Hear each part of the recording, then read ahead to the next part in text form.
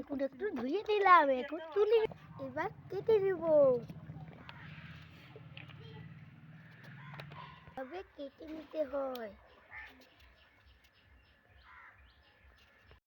একটা কাটা হলো, এইভাবে কাটে নিতে হয়। এইভাবে কেটে নিলাম শেষের মুখে, এইভাবে দিয়ে দিলাম। এইভাবে পানিতে দিয়ে নেব,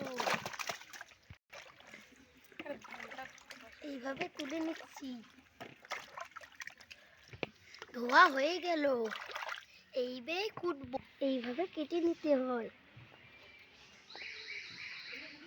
এইভাবে শেষ হয়ে গেল।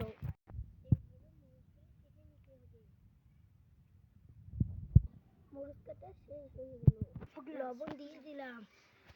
মরিচের আচার আর জল জুড়ে দিলে সেই টেস্ট হবে। দিতে দিলাম,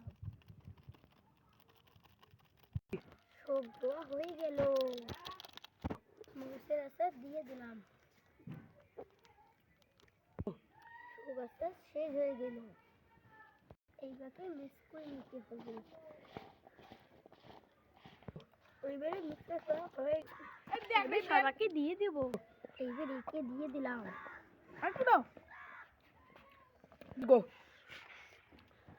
দারুন দারুন